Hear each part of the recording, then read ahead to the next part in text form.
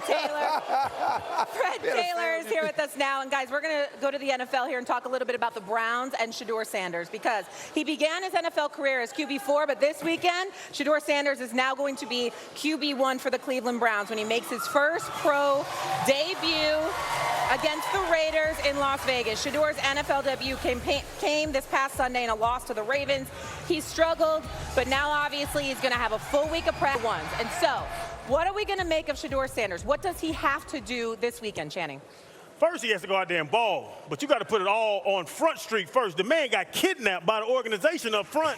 They didn't want him, then they got him after Dylan Gabriel. Now they're trying to work the man back in. If he balls in his first attempt on the field, after having no snaps at practice with no starters, don't kidnap this man. Mommy wanted me, daddy didn't want me. If he balls this week, he has to start, and flat out, he's better than Dylan Gabriel. I done said it 100 times.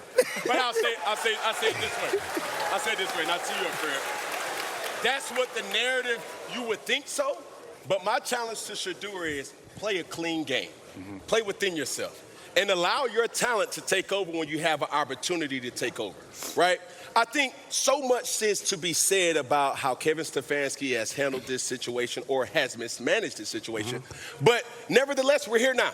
Yeah. Figure it out and make it happen. What you got, Fred? Yeah, I think last I checked, I'm old school, right? So injury can't allow you to lose your starting job. But the Browns are desperate, so who knows what they're going to do there. I think for Shedeur, he has to come in and show some consistency, right? Not just being in the moment, but show that he can just stack reps and stack plays and continue to go out there and make plays and not flinch, because he's talented. But what he's going to give them Sunday, who knows? It's all about the coaching staff, set him up, putting him in the right situations, unlike they did a week ago. Because when they were in the lead, they came out, they passed the ball. Set him up, have a run game, try to ease him into that, get some quick throw opportunities for him. And when you set him up that way, you give him an opportunity to gain confidence. Gain that confidence, that's what he needs, and then he'll be okay. Y'all talk about what he needs to do. Let me tell you what he can't do. He can't look like last week. That cannot happen, because let's call it what it is.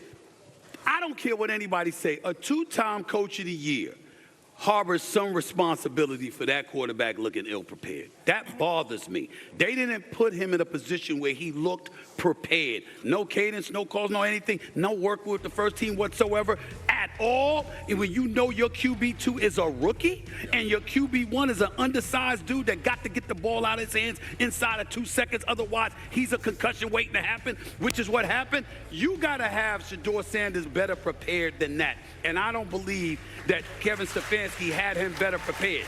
So because of that, he goes out, he completes 25% of his passes. Now you made the announcement on a Wednesday, this is going to be your starting quarterback. Obviously, he's going to get reps with the first team. And because of that, you combine that with him going against the Raiders. The Raiders. This is the Raiders, y'all. We all know how they've looked this year. You've got to look better than that. Just make sure. He doesn't have to be spectacular or anything like that. He just has to look better than what he looked like last year. We're bouncing around it. This game against the Raiders is his only chance. If Shedeur Sanders balls and this team wins, Shedeur Sanders is named the starter for next week. I don't care if Dylan Gabriel is healthy. I don't care if Dylan Gabriel looks like he could come back. If Shedeur plays well against the Raiders and wins, he should be the starter. Inversely, if he doesn't, that's on him. Nobody's going to come up there and say Kevin Stefanski didn't prepare him. Nobody's going to come up there and talk about what he has around him. The Raiders are terrible. An absolute terrible football team. A team that the Cleveland Browns, with that defense, with Quinshon Judkins, with some of the pieces in Jerry Jeudy that you have around them, Tillman, you got to go out and make plays. And Shedeur Sanders has to know that this is not a game no more. You got your opportunity. Everybody in this gym been waiting for Shedeur Sanders to play. Right? So Shedeur Sanders better understand what's at stake this week. This is not about beating the Raiders. This is a career-defining moment as early as you can possibly have one, and he better approach it like that. But is it just about a win? Because the Raiders are terrible. He just wins and doesn't play well. He got to play well. He got to play well, because you know the shrapnel of criticism is going to come in his direction. You know there's enough cats out there because of how everything is unfolded since entering the draft. How everything is unfolded, there's cats rooting for him, there's cats rooting against him. We think there's some people within the organization that don't necessarily want him to succeed within the Cleveland Browns. So knowing all of that, You got your opportunity. You're absolutely right, RC. Yeah. This is his moment. He's got to capitalize. You laid out how bad the Raiders are, and no disrespect to the Raiders, but they are not a good football team. So if Shedeur just simply wins, then he solidifies the starting job. No. You think yes, RC? No, absolutely not. No. He has to play well. He has to play well. Like, Shedeur Sanders has to be a reason why they win. Listen, Dylan Gabriel ain't done nothing to keep this job. Fred saying that you can't lose a job to injury, well, hell, you got to actually have a firm grip on it to not lose it to injury. This team has not played well. You got Myles Garrett's the best football player on planet Earth.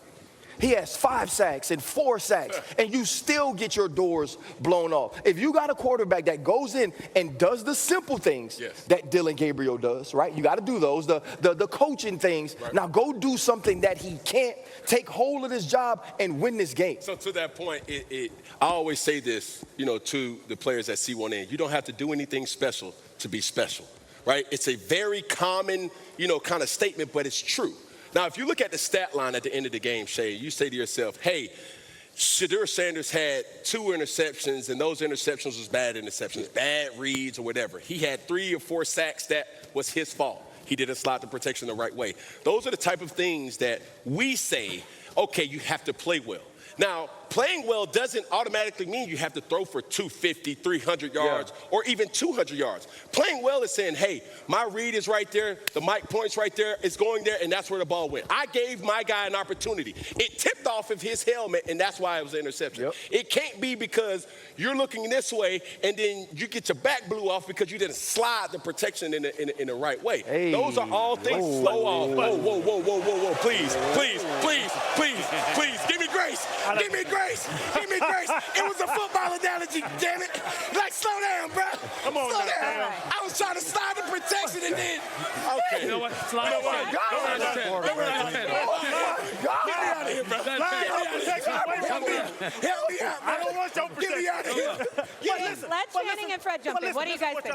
You want a guy to come in and save an offense that's already terrible. All that he's supposed to do, you saying slide the protection, get this right. It's a terrible offense he's walking into. That's a fact. So how is he going to go out here and ball when he's in one of the worst offenses in the league? So now you're saying go make your career in this terrible offense with limited weapons, with no protection. It's young man, go do your thing. It's unfair, but he has to. That's the point. It's unfair, but he has to. Yeah. There's no way around it. He doesn't play for anybody else. He plays for this Cleveland Browns team. Yeah. He plays for this Cleveland Browns team that they're saying, there's an offensive coordinator, Fred. There's a head coach that might not want him, where the GM wants him, the owner's willing to go there. He's got to do it no matter what the circumstances. Yeah, it's a lot of bigger issues outside of Shedeur, but for Shedeur, he has to embrace this opportunity. He should be lighting up this entire week ready for Sunday. You've been waiting on this moment. We've all been waiting on this moment. What you going to do with it? That's what it comes down to. We'll find out. We'll find out as the Browns will face the Raiders this weekend, and we'll have a lot to say about Shedeur Sanders, obviously, on Monday here on First Take. All right, first.